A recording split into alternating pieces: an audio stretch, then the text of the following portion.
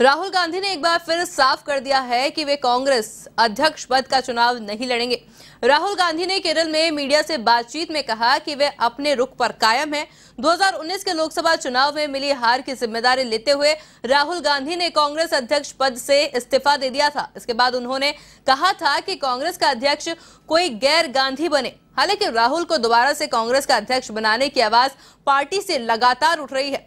तो वहीं पिछले 3 साल में कांग्रेस के तमाम वरिष्ठ नेताओं ने राहुल गांधी को मनाने की कई कोशिशें भी की है।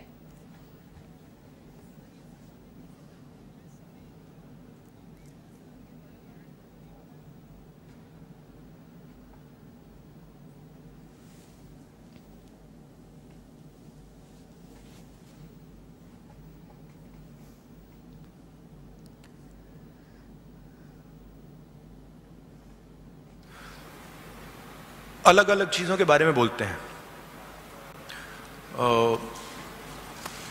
फिशरमैन से मिले तो फिशरमैन कहते हैं कि जो हमारी जमीन है उस पर इंक्रोचमेंट किया जा रहा है और जो हमारा जीने का तरीका है उस पर आक्रमण हो रहा है। आप रबर वर्कर्स से पूछिए तो वो भी आपको दूसरे तरीके से ये कहेंगे कि देखिए अफ्रीका से इंपोर्ट हो रहा है और हमारा नुकसान हो रहा है।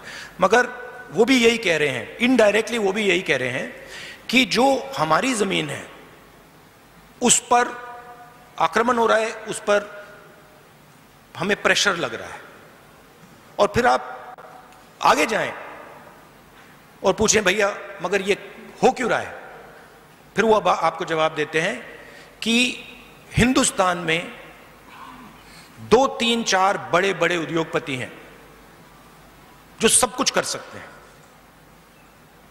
पोर्ट चला सकते हैं, एयरपोर्ट चला सकते हैं, एग्रीकल्चर का काम कर सकते हैं, साइलोज बना सकते हैं, जो भी करना चाहते हैं कर सकते हैं। और जो सहायता हमें मिलनी चाहिए, चाहे वो बैंक से हो चाहे वो सरकार से, वो हमें नहीं मिलती। तो घुमा फिर कर हम वहीं उन तीनों मुद्दों पे पहुंच जाते हैं। मैंने 2-3 बार आज बोल दिया है कि मेरा क्लियर फोकस है। भारत जोड़ो यात्रा हम क्यों कर रहे हैं वो मैंने आपको बताया, क्लियरली बताया, और वही हमारा लक्ष्य। देखिए हिंदुस्तान की पॉलिटिक्स में कोई भी एक्शन लिया जाए,